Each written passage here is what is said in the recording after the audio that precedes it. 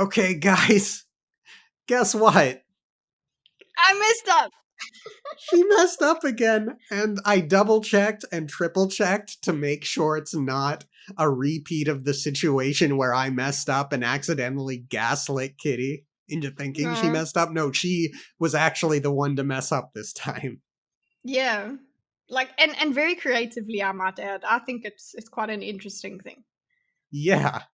I'm actually kind of eager to see what your impression of this chapter will be after this. Explain what you did, Kitty. Okay, so what I did somehow is I put my bookmark in the wrong place.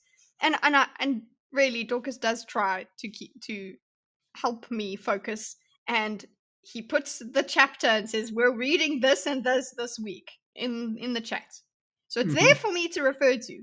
But I put my bookmark at the end of chapter 15 for some reason.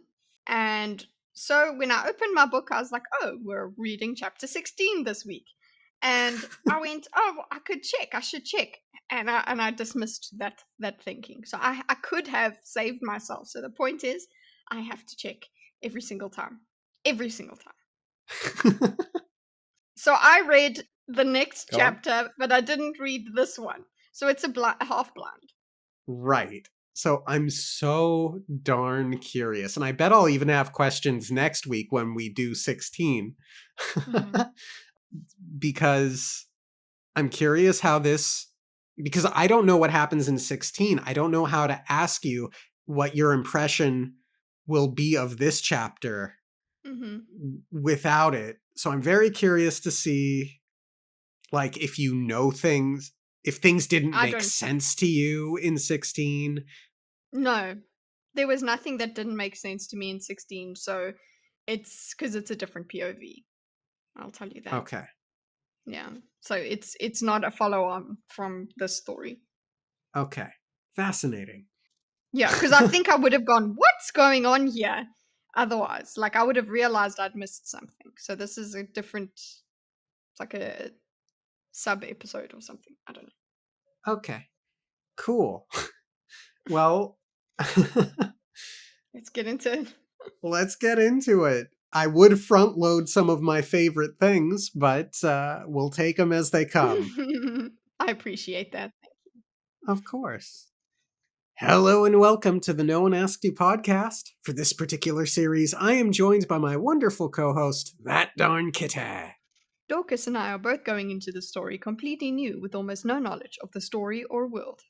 Each segment will cover what happens in each new chapter while discussing our experience along the way. This is The Hero of Ages. It's all in the pages, a blind read-through. And today we are covering Chapter 15. Chapter 15. 15, Kitty. The ash. I don't think the people really understood how fortunate they were. During the 1,000 years before the collapse, they pushed the ash into the river, piled it up outside cities, and generally let it be. They never understood that without the microbes and plants Reshek had developed to break down the ash particles, the land would quickly have been buried, though of course that did eventually happen anyway. Great! Okay, so it does happen anyway, which, yeah, we are seeing. Is this to say that It's gonna get worse. Yeah, the vegetation did not... So the vegetation essentially, like, feeds on the ash and breaks it down. Cool. Nice, Reshek. Yeah. That doesn't mean everything else was nice, but thanks.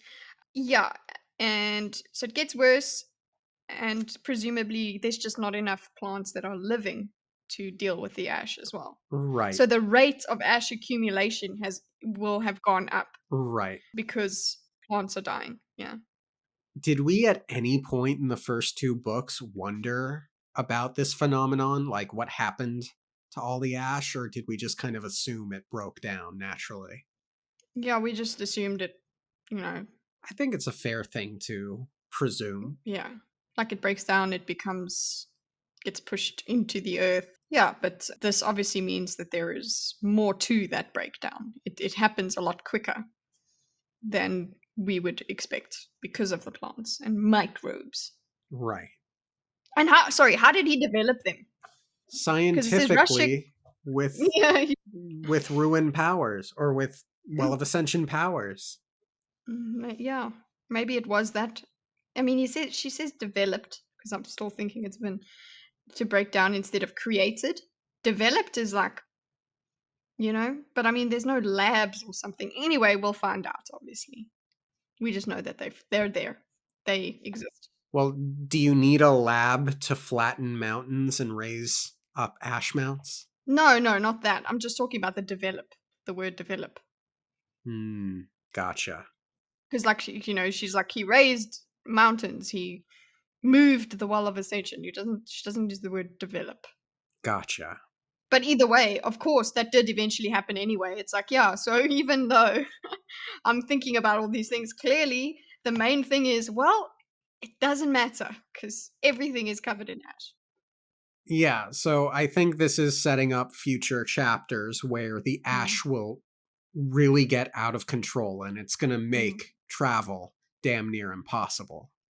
yeah. The mists burned. Bright, flaring, lit by the red sunlight, they seemed a fire that enveloped her. Mist during the day was unnatural, but even the night mists didn't seem to be Vin's anymore. Once they had shadowed and protected her, now she found them increasingly alien. When she used allomancy, it seemed that the mists pulled away from her slightly, like a wild beast shying from a bright light. Woof. Okay. This is a this does this mean that like the essence of ruin is in the mists now?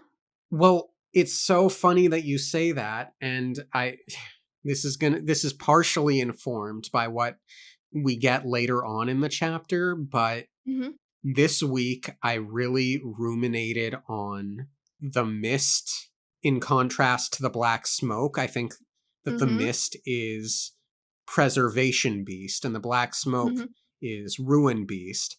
And I think that you are of ruin after all, and the Khandra are of preservation. I think the reason that the mist is shying away from the humans is because they are of ruin. Ah. And we've had thoughts about the deepness being, what was the words in Alendi's logbook? Sapient in a way. Mhm. So I wonder if, because we know that ruin is capable of thought, but Mhm. they are beings of concept. So I'm wondering if they are not inherently good or bad. They are just primal forces. And uh, One is for preservation and one is for ruin, and that's it. It's like they're just like that's the all that they can do. They don't have this complex morality.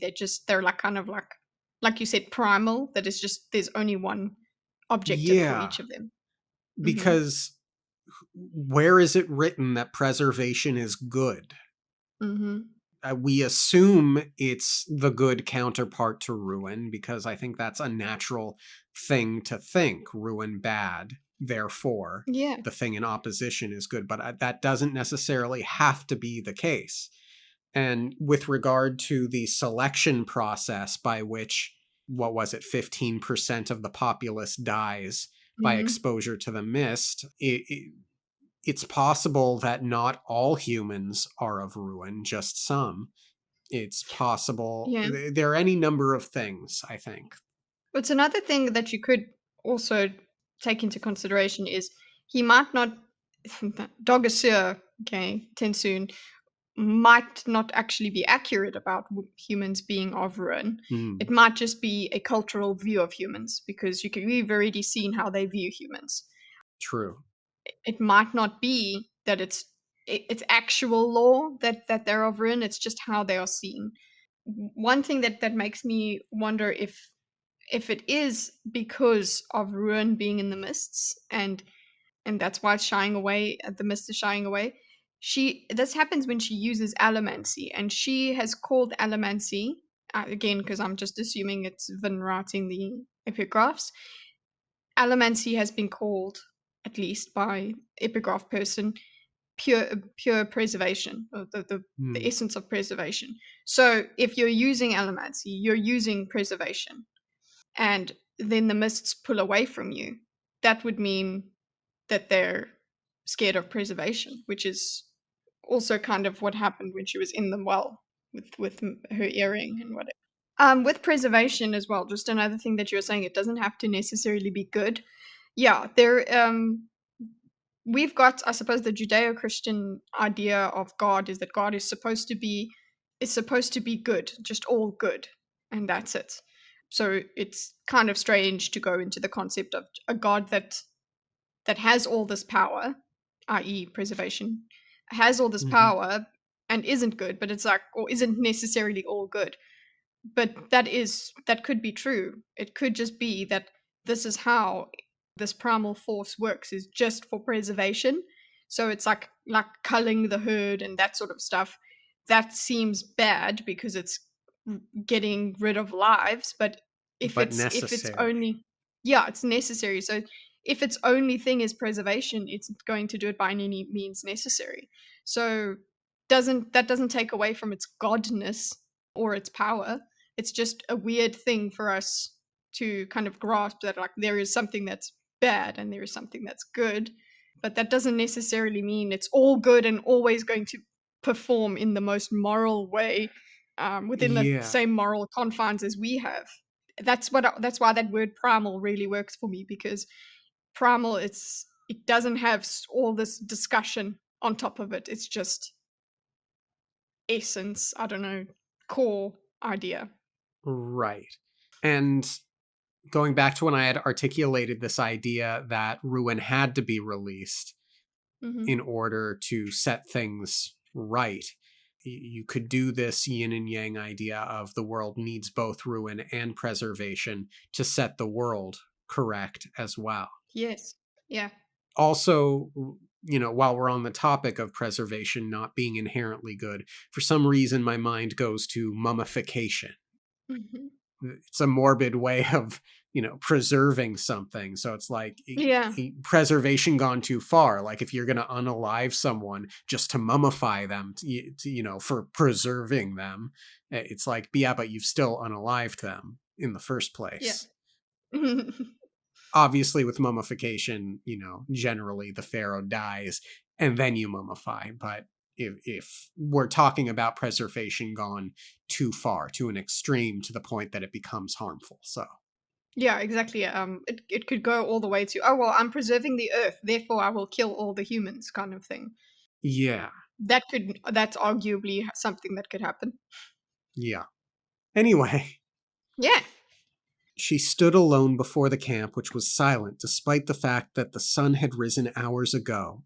Elend had not yet ordered his soldiers inoculated against the mists, so they remained in their tents.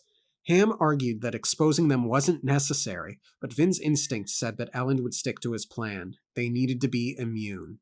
We do need this. Sorry, we do need that immunity, and also just the moral thing of everybody needs to be exposed. It's you can't be selective about this. I I think in gradations. Mm.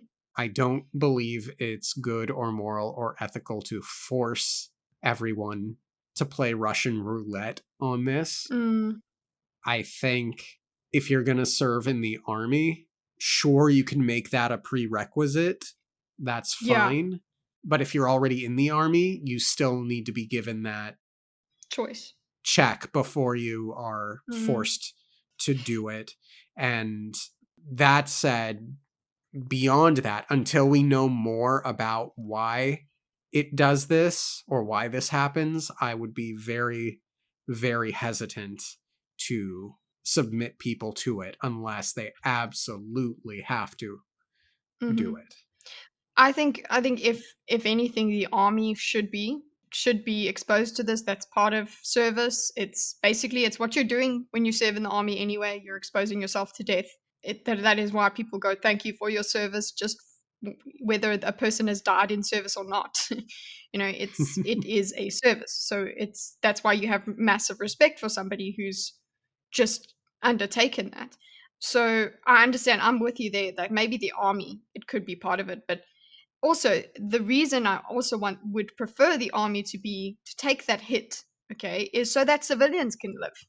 So we have space for civilians to hide in the tents and things like that because Mm. they're not fighting this thing. And definitely, I don't want children to go out into the mist and be exposed and that sort of thing. So there's different, ways you can justify this exposure, and yeah, forcing people to be exposed is quite a difficult thing. They just need to be really smart about, and they also need to show no preference just for themselves. That's a problem. That could Yeah. lead to making it even more difficult with new people as they come along. And yeah, like we've said before, bring the tents along, okay? Like, Yeah. move. Tents, literally the whole idea of tents is that they're mobile, boys. Yeah. Uh, It'll slow you down, sure, but 15% of your army. yeah. That's a battle in one day. Boom. Hmm. That's a yeah, anyway. Let's continue. Why? Vin thought, looking up through the sunlit mists. Why have you changed? What is different? The mists danced around her, moving in their usual strange pattern of shifting streams and swirls. Then it seemed to Vin that they began to move more rapidly, quivering, vibrating. The sun's heat grew and the mists finally retreated, vanishing like water evaporating from a warming pan. The sunlight hit her in a wave and Vin turned, watching the mists go, their deaths an echoing scream. Mhm. They're not natural. Vin thought as guards called the all clear. The camp immediately began to shift and move, men striding from tents, going about the morning's activity with urgency. Vin stood at the head of the camp, dirt road beneath her feet, motionless canal to her right. Both seemed more real now that the mists were gone. Yeah, so this passage again, she's even thinking, why have you changed? What is different? So for me, that whole idea of the mists now somehow containing some essence of ruin or something, that they're somehow different because of ruin. We know this, but Mm-hmm. she feels like they're her enemy. So it's like they're dangerous to her. So yeah, her asking why have you changed, what is different, is like, yes, the answer is they're ruined now. They used to be preservation. Now they're ruined. Yeah. I interrupted you. Sorry. What were you going to say? And it's very evocative language, I think, in describing Mm. the mist. And it's death. Quivering, vibrating, echoing scream. Very interesting language used. Yeah, it's not being dissolved by the sun, or like what do you call it? Like dispersed by the Dissipating. sun's warmth or something. Yeah, abating. It's not doing that. It's dying from the sun. It's a different Yeah. kind of end to the mist. Mm-hmm. She had asked Sazed and Elend their opinions of the mists, whether they were natural or something else. Something else. Totally its preservation beast. And both men, like the scholars they were, had quoted theories to support both sides of the argument. Sazed, at least, had eventually made a decision. He'd come down on the side of the mists being natural. Ugh, Terrible, Sazed, terrible yeah. choice, Sazed. Yeah, Sazed is just like, there's no such thing as supernatural. This is all just, yeah, we know what's going on in his mind. So that's Sanderson just giving us a little nugget to be like, yeah, this Sazed's still on this thing.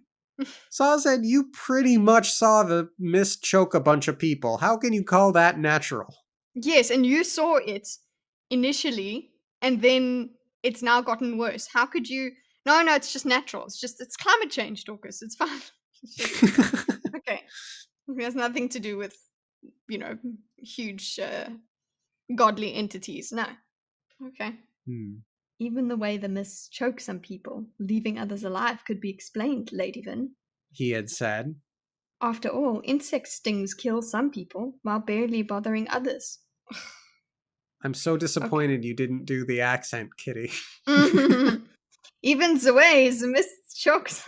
I sound too German, and I can't do it as nicely as you do. I would do it no justice. So Interesting logic, Sazed, but it's not natural.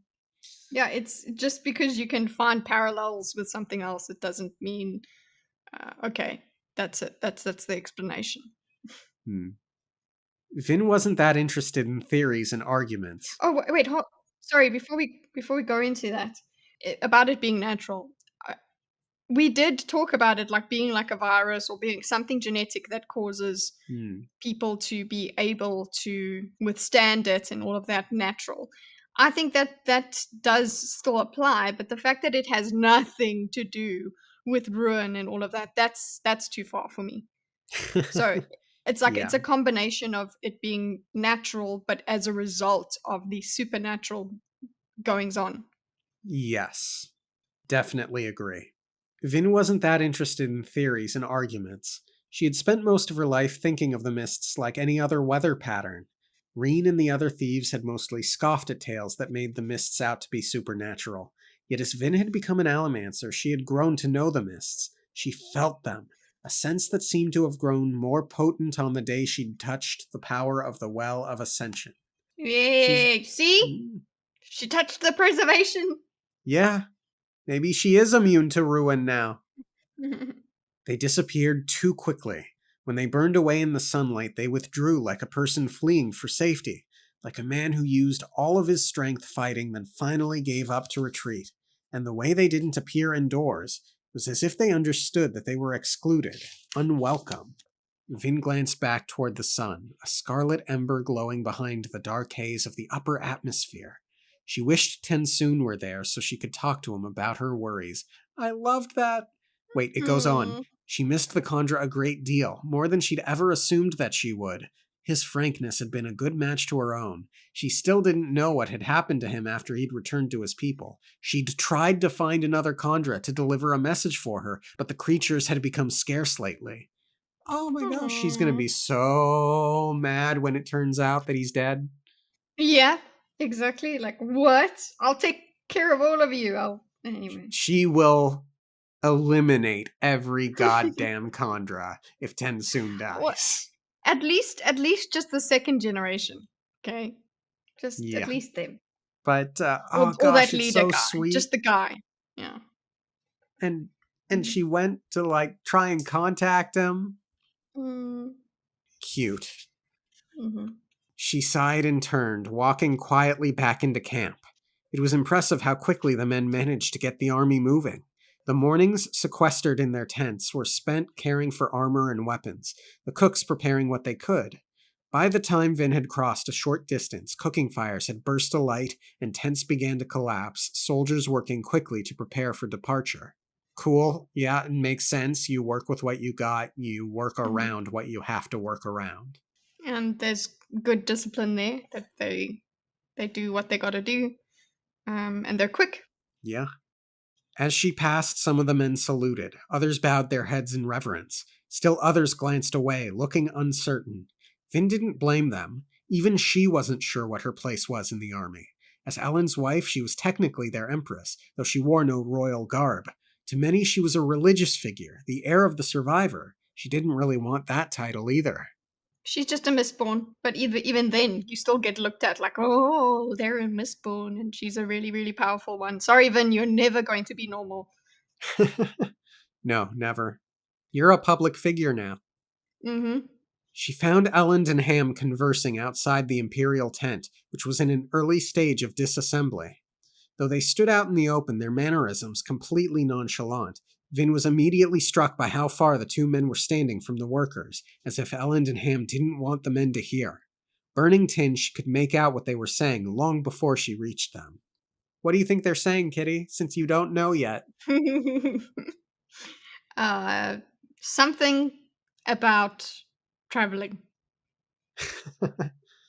Ham, Ellen said quietly. You know I'm right. We can't keep doing this. The farther we penetrate into the western dominance, the more daylight we'll lose to the mists. Ham shook his head. You'd really stand by and watch your own soldiers die, El? Ellen's face grew hard, and he met Vin's eyes as she joined them. We can't afford to wait out the mists every morning. Even if it saves lives? Ham asked. Slowing down costs lives, Ellen said. Each hour brings the mists closer to the central dominance. We're planning to be at siege for some time, Ham, meaning we need to get to Fatrix as soon as possible. Mm, this is, yeah, this makes sense, putting it that way. Yeah. Slowing down costs lives does make sense. again, this kind of goes down to, yeah, okay, we got to do what needs to be done, and it's horrible, but at the same time, they kind of have no choice, or they do have a choice, but it's not going to help them if they continue this way. Yeah, they can't dither Mm-hmm. on the choice. Do it and be done or don't. Mm-hmm. Yeah. But yeah, the way he's saying it, that it costs lives slowing down. So it's like, listen, you're cutting our travel time in half, essentially, by by exposing people. And yes, then you have fewer people to feed, but I don't think we're going to think about that way. That, Yeah. frankly, that's horrible. But yeah, it is. It's like what they're gonna. It's about asking when they're going to die, and these are the horrible things that a leader has to consider. It's horrible because there is inevitable mass death that's coming, and he's trying to look at this as, well, this helps us to stave off even worse. But it's a slippery slope. Oh, it's all for the good. It's all for the greater good. You can land up doing atrocious things, and watching people die, essentially exposing them, traumatizing that many people as well, because they all go through this. Is it going to be me? It's a big step to take. Yeah. And again, I think Elend would be able to sidestep the moral ickiness to a degree at least, not Mm-hmm. entirely. You're still going to feel like you've killed people, but you can sidestep the majority of the moral ickiness by giving them the choice. Mm-hmm. Yeah. Yes, Do your that is a big big deal. speech. I Mm-hmm. can't make this decision for any of you. There is a 1 in 6 chance that you will die, Mm-hmm. but we cannot continue on at, well, now I'm writing a speech for him. Mm-hmm. It- Yeah, just give them the choice. it's like, listen, we're gonna continue on. We're not abandoning you, but yeah, we're going to travel ahead of you if you're going to stop every day Hmm. and wait out the mists and whatever. This is where we'll be. I don't know. I think giving them a choice makes it way more different than forcing them. Absolutely. Yeah.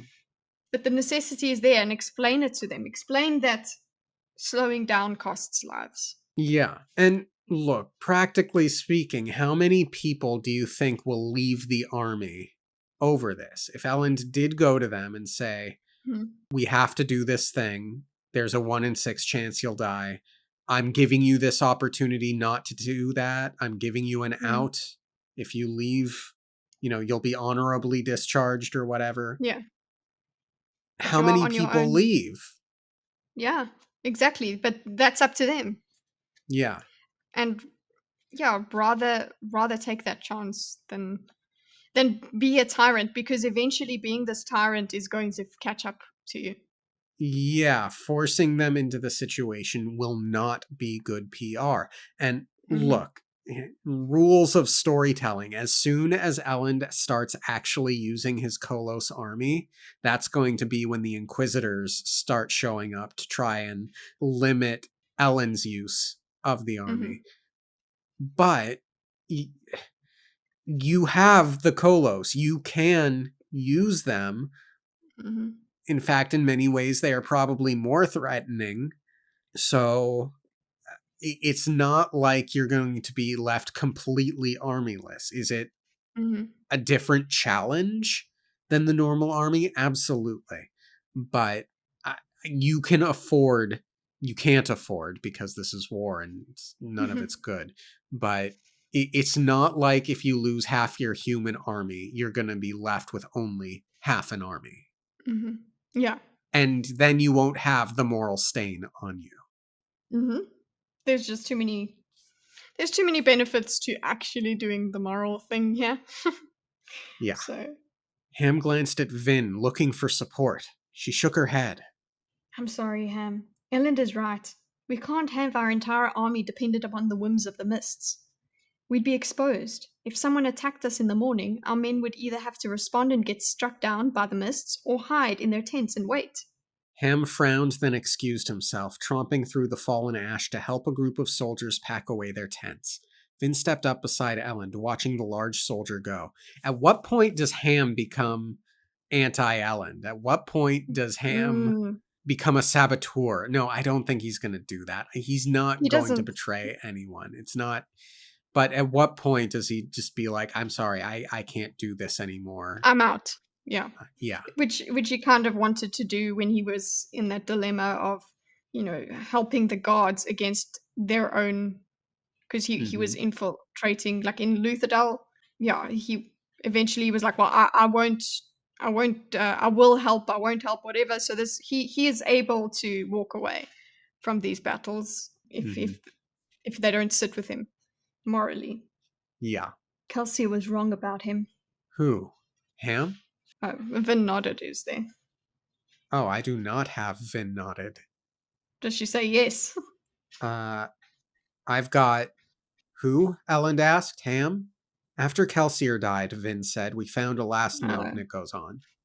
Do okay. you have Well, that? no, it's similar, but Vin nodded. At the end, after Kelsier died, we found a last note from him. He said that he'd chosen the members of the crew to be leaders in his new government. Breeze to be an ambassador, Doxon to be a bureaucrat, and Ham to be a general.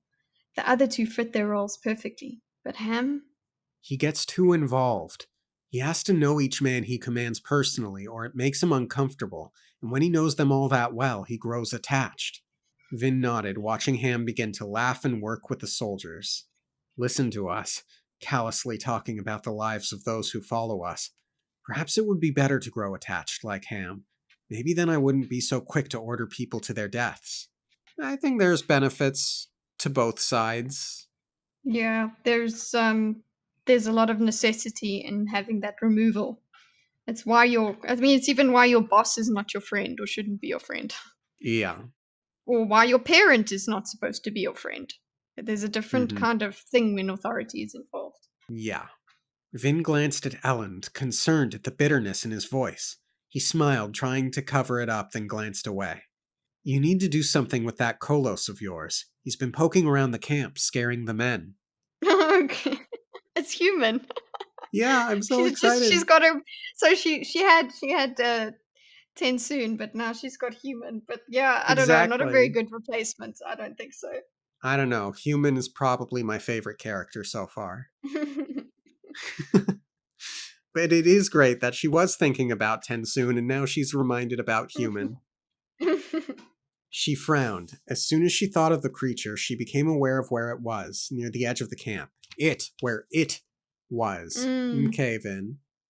Yeah, she used to do that. Yeah, she did that with the Condra as well. It was an it. Yeah. It was always under her command, but she could only take direct full control of it when she concentrated. Otherwise, it would follow her general orders, staying in the area, not killing anything. I should go make sure the barges are ready to move, Ellen said. He glanced at her, and when she didn't indicate that she'd go with him, he gave her a quick kiss, then departed. Sweet. Get a room. It's just a pick. It's just okay. Bye. Vin moved through the camp once more. Most of the tents were down and stowed, and the soldiers were making quick work of their food. She passed out of the perimeter and found Human sitting quietly, Ash starting to drift against him. He watched the camp with red eyes, his face broken by the ripped skin that hung from his right eye down to the corner of his mouth. Human. She said, folding her arms. He looked over at her, then stood, Ash falling from his 11-foot, overly muscled blue frame. Even with the number of creatures she'd killed, even knowing she controlled this one completely, Vin had a moment of reflexive fear as she stood before the massive beast with its tightly stretched skin and bleeding ribs. Yeah, so reminded just how big this guy is and how Yeah. scary it probably looks with the ripped skin. A Truly. very intimidating, scary thing. It's still a monster. There's a reason they are seen as monsters. Yeah. It's Ruin manifest in a way. Mm. It's what Yeah. happens when Ruin tries to create something, in a way, I Yes. think. Yeah. I really do think so. That is a good point. Yeah. Why did you come to camp? She said, shaking off her panic. I am human. He said with his slow, deliberate tone. You're Kolos. You know that. I should have a house like those. He's so cute, he wants a home. But he calls them a house as well. Those are tents. Sorry, let me not say it with such a smile. I can't. Okay, I'm just gonna have to do it. Those are tents, not houses. You can't come to camp like this. You have to stay with the other Kolos. Ah, it hurts. So sad. He wants to Go be human, home. but they're not letting him be human. I mean, understandably so. He could attack them. I mean, he won't while he's under control, but Yeah. Like, hello. I actually want to talk to him and say, listen, do you know what it is also to be human? It's to have this rage that you have, but we actually don't use it all the time. Yes, there's wars and stuff. Okay, cool. But society, usually, the way it works is that we don't, we hold off on violence at least because we know there's consequences. So yeah. that's what's part of being human, actually. But, go off. You're still a fledgling, I suppose. Human turned, glancing toward the south, where the Kolos army waited, separate from the humans. They remained under Ellen's control, 20,000 in number, now that they'd picked up the 10,000 that had been waiting with the main bulk of the army. It made sense to leave them to Ellen, due to his raw allomantic power. Human looked back at Vin. Why? Why do you have to stay with the others? Vin asked. Because you make the people in the camp uncomfortable. Then they should attack me. Yes, that's how that It's works, human. such a human thing. See, that's why you're not human. Yes, that's why you're not human. It's like, oh, you make me feel uncomfortable. Fights. Like this at least does, like, I know it's popular to think of humans as horrible, horrific, violent things, but this is what I don't know, like if you took that raw rage and put it into a person or into a monster, that's what you would have. But humanity is way Mm-hmm. more complex than that. So, Yeah. yeah. Oh, she actually said it. Oh, hey! That's why you're not a human. We don't attack people just because they make us uncomfortable. No. You make us kill them instead. It's different, okay? It's qualitatively different, okay? There's a lot of factors that go into the idea of making you kill people, okay? But fine. Again, you just cannot grasp the complexity of that. But it's such a great retort. Yeah, it is. I understand. It's very predictable, but yeah. It's what he would think. Absolutely. Yeah. Vin paused, cocking her head. Human looked away, staring at the human camp again. His beady red eyes made his face hard to read, but Vin almost sensed a longing in his expression. Yeah, I mean, it really is that what happens when Ruin wants to create a thing. This Mm, is a thing of Ruin trying to, like, long for, to fight against its nature, to want to be something more. yeah. It's so sad. Yeah. You're one of us. Vin looked up. Me? You're like us, not like them. Why do you say that? Human looked down at her. Mist. Ah, you are of Ruin after all. Oh, shit. What? I'm You okay? upset. I'm upset Oh, that she would be of ruin. Like, I want her to be I of preservation. yeah, but that's exactly. I totally thought like when you said that like one of your cats knocked something over or something. Oh, sorry. No, I was just upset. Fair. Vin felt a momentary chill, though she had no real idea why. What do you mean? Human didn't respond. Human. She said, trying another tactic. What do you think of the mists? They come at night. That's not what we think of it. Okay, but yes. That's good. That's the first thought that comes to mind. I hope that there is some sort of awakening that's happening through this conversation, that he's gaining intelligence. Anyway, they come at night. Yes, but what do you think of them? Your people. Do they fear the mists? Does it ever kill them? Swords kill. Rain doesn't kill. Ash doesn't kill. Mist doesn't kill. It's all about the way that they think is about what kills and what doesn't. Like, okay, she's asking, does it ever kill? And it's like, no, this is a way that they seem to classify things. A thing that kills, a thing that doesn't. Like, does it Right. matter to me? If it doesn't kill, it doesn't really matter. Right. So then it either suggests that whatever is killing the people, it's not the mist, Mm-hmm. or it runs counter to what I theorized earlier, which is to say that the mist is seeking out humans that are of Ruin to kill them. Mm. Or he doesn't realize that they're talking about the magic mist and not regular mist. 3 options. Well, we're not even sure which one's, what's regular and what isn't. We don't even know that at this Yeah, point. Fairly good logic. Vin thought. A year ago, I would have agreed with it. She was about to give up on the line of reasoning, but Human continued. I hate it. Vin raised an eyebrow. I hate it because it hates me. You feel it. Yes, Vin said, surprising herself. I do. So that right there is why I'm thinking that the mist is preservation beast in the same sense that the smoke is ruin beast. It's because Mm. preservation would hate ruin, ruin would hate preservation. And if humans are of ruin, then it makes sense that the mist would be averse to Vin and humans, Mm-hmm. and why it would hate the Kolos, which are of ruin almost certainly as well. Yeah. And just because, the swirling and whatever happens with allomancy, the thing is, if allomancy is preservation in humans, what does that do? I guess they're still of ruin. They're still contaminated by ruin. So that's why the preservation mist would stay away from them or want to stay away from them. And that's the thing that's changed. Yeah. Yeah. I wonder if there's a way for humans to, like, choose to be of ruin or preservation. Yeah. Human regarded her, a line of blood trailing out of the ripped skin near his eye, running stark down his blue skin, mixing with the flakes of ash. Finally, he nodded as if giving approval to her honest reply. Vin shivered. The mist isn't alive. She thought. It can't hate me. I'm imagining things. It's sapient, Vin, you know this. Yeah.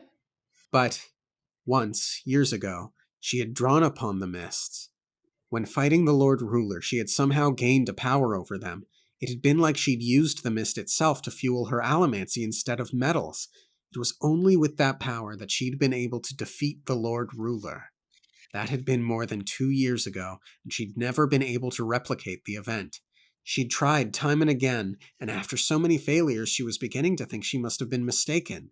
Certainly in more recent times, the mist was unfriendly. She kept telling herself there was nothing supernatural about it, but she knew that wasn't true.